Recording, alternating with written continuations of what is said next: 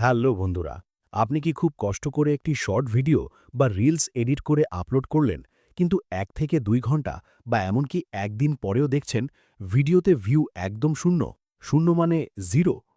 মনে হচ্ছে ইউটিউব যেন আপনার ভিডিওটা কারো কাছেই পাঠাচ্ছে না। বিশ্বাস করুন, আপনি একা নন। অনেক নতুন এবং অনেক পুরনো ক্রিয়েটরদের সাথেও এই জিরো ভিউ গ্লিচ সমস্যাটি হচ্ছে। আজকের এসএফ টেকনোলজি টেক মেসেজে আমরা জানব এর পেছনের 5টি আসল কারণ এবং তার কার্যকর সমাধান। ভিডিওটি শেষ পর্যন্ত দেখুন, কারণ শেষের টিপসটি আপনার চ্যানেলকে ফ্রিজ হওয়া থেকে বাঁচাতে পারে। কারণ নাম্বার 1, সিড অডিয়েন্স টেস্ট। প্রথমেই বুঝতে হবে ইউটিউব শর্টস অ্যালগোরিদম কিভাবে কাজ করে। আপনি যখন একটি ভিডিও আপলোড করেন, ইউটিউব সেটিকে প্রথমে একটি ছোট দর্শক গোষ্ঠীর কাছে পাঠায়, যাকে বলা হয় সিড অডিয়েন্স।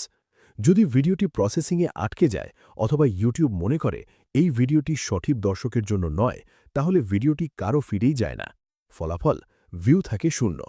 বিশেষ করে নতুন চ্যানেলের ক্ষেত্রে অ্যালগোরিদম বুঝতে সময় নেয় আপনার কন্টেন্ট কাদের জন্য। কারণ নাম্বার 2, ভিডিওর মেটাডেটা এবং কপিরাইট। আপনি কি কখনো টাইটেল ছাড়া ভিডিও আপলোড করছেন, অথবা টাইটেল একরকম, হ্যাশট্যাগ আরেক রকম? এতে ইউটিউব কনফিউজড হয়ে যায়।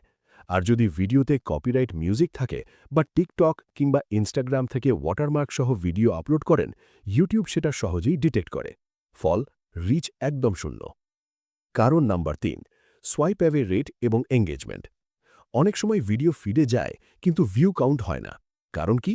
আপনার ভিডিওর প্রথম 3 সেকেন্ড যদি ইন্টারেস্টিং না হয়, দর্শক সঙ্গে সঙ্গেই স্ক্রল করে দেয়।